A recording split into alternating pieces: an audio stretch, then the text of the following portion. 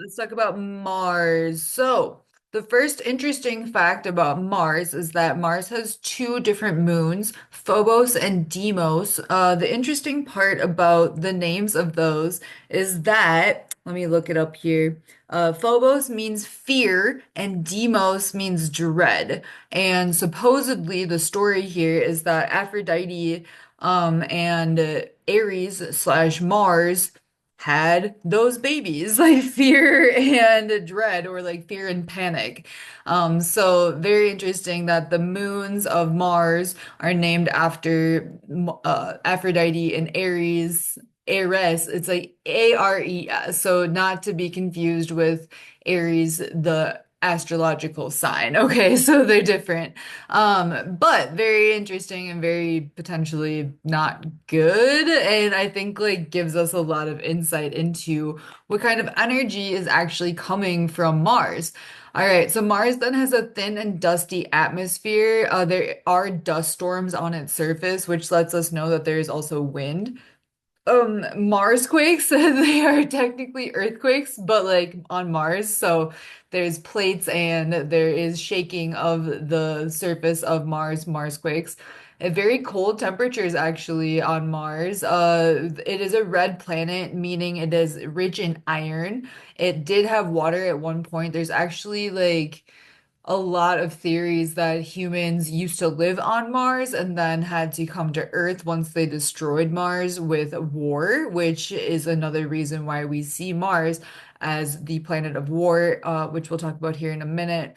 And then again, it could have had humans on it when it did have a thicker atmosphere. Its largest volcano in the solar system. In our whole solar system is on Mars called Olympus Mons, which I honestly do believe is technically where Mount Olympus is. There is a Mount Olympus that is in like Greece, which was what they were talking about. But like from the channeling I've done, I'm like 99.99% sure that was just a portal to Mount Olympus that was actually here on Mars. And then we also have to take into consideration that it takes 1.88 Earth years for Mars to travel around the sun. So 687 days it will take Mars to go the same distance that the sun goes, or I'm sorry, that Earth goes around the sun.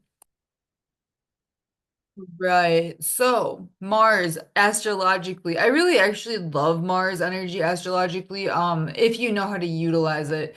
Because the way I see it is just like really raw energy, and you can use that energy to do whatever you want to do with it. But if you don't use it effectively, it's going to just get like stuck in your body and come out in like anxiety or just not really being sure like where to put the energy because it's such a like extreme energy. It's like you can feel it. It's like palpable energy. So anyway, Mars astrologically then we want to associate it with energy, drive, anger, and aggression can live here as well for sure.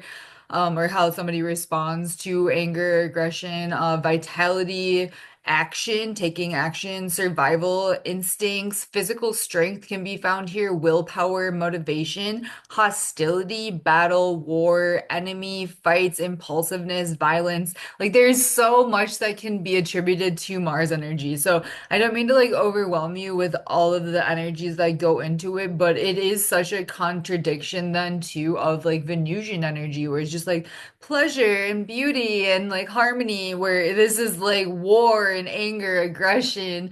But we also have adventure, temperament, nerves, and nervous energy. Leadership can come out of Mars energy as well. Finding courage or finding like inner strength. Self-defense can come out of this energy too. So, like, if somebody has a powerful Mars, they might be really good at standing up for themselves or, fighting other people off. Where if somebody has a weaker Mars, they might just like really never stand up for themselves. Fear or lack of fear can come from this energy for sure. Like I could see somebody with maybe like a Scorpio Mars being maybe a little bit more paranoid, where somebody that has like a Leo Mars might just be fearless. So those are things to consider. Determination can definitely be attributed to Mars energy or lack of determination. So that's the thing. It can always go like one way or the other with any of these energies. So that's why you can never just look at a Mars placement and be like, oh, you're like this. It's no, you have more energy to be like this if that's how you you want to be. I do think that some people, again, fall into subconscious patterns without them recognizing where their natural energies are. But the whole purpose of this course is to teach you what the natural energies are so that you can work with them better than and on a conscious scale versus having it just happen to you subconsciously. All right, craves movement and action, does not like to just stand still and do nothing. Competition, which is like really hard, especially if it's in conjunction with like Saturnian energy that really likes timing and to wait on things and to give things time, whereas Mars is like go, go, go, go, go. Competition, very fierce competitors with Mars energy. Conquest, protection, emergencies, or like medical emergencies can come out here as well, or like fires, or basically anything you'd have to like call 911 for could be pretty much falls under this category.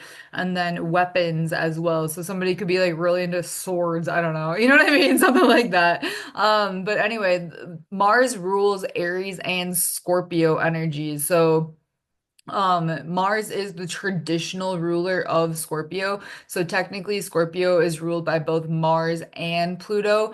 But because, Pluto's a dwarf planet, its main jam then is this Mars energy, which I think people forget about. So yeah, Scorpios can be very much like hot-headed like Aries. Absolutely, they can. Some people like to joke that Scorpio's like the bonus fire sign, but I do think that's because of the Mars association here, for sure. All right, so that is the personal planets. So again, sun, moon, well, rising, we didn't really go into that, but I have a video on that in the introduction, how to find that and what that means. And then actually, I don't know if I put what it means, but it's all in the guide. So if you want to download the PDF for the planetary guide, everything that you're looking at here will be in that as well. So those are the personal placements and planets. And next up, we will talk about Jupiter and then Saturn. Yay, let's do it. All right.